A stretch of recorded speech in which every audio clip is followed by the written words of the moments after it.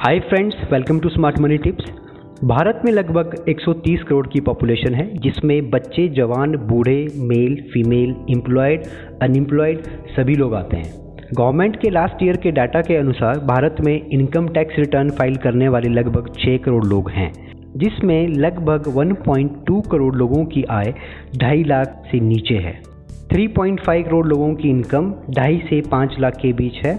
2019 के बजट के बाद जिस किसी की भी इनकम 5 लाख के नीचे है, उन्हें टैक्स में छूट मिल जाती है। They are exempted from paying taxes. Bharat में केवल 3-3.25 लाख लोगों की इनकम 50 लाख के ऊपर है। 8 से 8.5 हज़ार लोगों की इनकम 5 करोड़ के ऊपर है। Government collect tax from people and spend that money on economical growth. It's really difficult for any country to run without collecting taxes or less taxes. हमारा भी ये कर्तव्य बनता है कि हम समय पे और अच्छी तरह से इनकम टैक्स पे करें। गवर्नमेंट अपने नागरिकों को टैक्स बचाने के भी ऑप्शंस देती है, जिससे आप अपनी टैक्स लायबिलिटी भी कम कर सकते हैं। परंतु ज़्यादातर लोगों को इनकम टैक्स कैलकुलेशन और उसके अंदर मिलने वाली एग्जम्पशन और डिडक्शंस के बारे में पता नहीं होता है, जिसके वजह से वो अपनी टैक्स प्लानिंग अच्छे से नहीं कर पाते हैं। आज का वीडियो उसी कंसर्न को नज़र में रखते हुए बनाया गया है। So let's start how to calculate income tax. उससे पहले अगर आपने अभी तक मेरा चैनल सब्सक्राइब नहीं किया है तो please like, share and subscribe smart money tips. In this video we will focus on personal income tax, that's what impact most of us. Government आपसे आपकी टैक्सेबल इनकम पे टैक्स कलेक्ट करती है। सबसे पहले समझते हैं कि आपकी टैक्सेबल इनकम कैसे कैलकुलेट होती है। इनकम टैक्स का कैलकुलेशन हमेशा ईयरली बेस पे होता है। सबसे पहले जो अमाउंट कंसीडर करना है वो है gross salary. Gross salary includes all the cost which employer bear for their employees. इसमें से हम स्टैंडर्ड डिडक्शन माइनस कर देते हैं। स्टैंडर्ड डिडक्शन सभी के लिए 50,000 रुपीज़ होती है। नेक्स्ट आता है HRA, house rental allowance. Exemption on HRA is calculated as per section 2A of income tax rule. As per rule 2A, the least of following is exempted from salary under section 10(13)A. First one is actual HRA, जो आपके employer से आपको मिलता है। दूसरा, जो metro cities में रहते हैं उनके लिए 50% of basic salary plus DA, non metro cities के लिए 40% of basic salary plus DA, और तीसरा है actual rental paid minus 10% of basic salary plus DA। सो इन तीनों में से जो भी सबसे कम होता है वो HRA के लिए कंसिडर होता है। नेक्स्ट आता है LTA, लीव ट्रैवल अलाउंस। इसको भी हम ग्रॉस सैलरी से माइनस कर देंगे। इसके बाद आता है professional tax and entertainment allowance, that will also get minus from your gross salary. आपकी ग्रॉस सैलरी में से ये सारे डिडक्शंस माइनस हो जाने के बाद जो अमाउंट बच जाता है उसे कहेंगे इनकम अंडर हेड सैलरी। जैसा कि ये वीडियो सिर्फ सैलरीड क्लास के लिए है, तो मैं यहाँ बाकी इनकम के सोर्स जैसे कि income from house property, income from business और profession, income from head capital gain, income from other sources जैसे FD से जो इंटरेस्ट आपको मिलता है, वो सब मैं कंसिडर नहीं कर रहा हूँ। सो ग्रॉस सैलरी में से सारी डिडक्शन माइनस करने के बाद हमारे पास आ जाता है ग्रॉस टोटल इनकम। गवर्नमेंट आपको और भी डिडक्शंस अलाउ करती है, जैसे कि डिडक्शन अंडर सेक्शन 80C।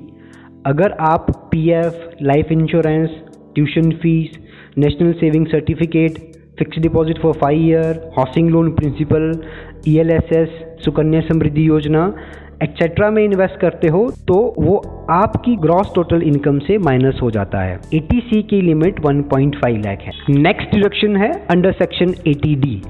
अगर आप मेडिकल पॉलिसी में इन्वेस्ट करते हो तो वो अमाउंट भी आपकी ग्रॉस टोटल इनकम से लेस हो जाता है। अगर आप अपनी family which include self, spouse, dependent children, इन सब के लिए हेल्थ पॉलिसी लेते हो तो आपको 25,000 रुपीज़ के प्रीमियम तक रिबेट मिलता है। Additionally, if you are buying for your parents age less than 60, then you get additional 25,000 rupees deduction benefit. अगर आपके पेरेंट्स 60 ईयर्स के ऊपर हैं तो आपको एडिशनल 50,000 रुपीज़ तक का डिडक्शन मिल जाता है। Next is deduction under section 80CCD। अगर आप NPS, नेशनल पेंशन स्कीम में इन्वेस्ट करते हो तो आपको up to the amount of 50,000 rupees का डिडक्शन बेनिफिट मिल जाता है। Next is deduction under section 80E।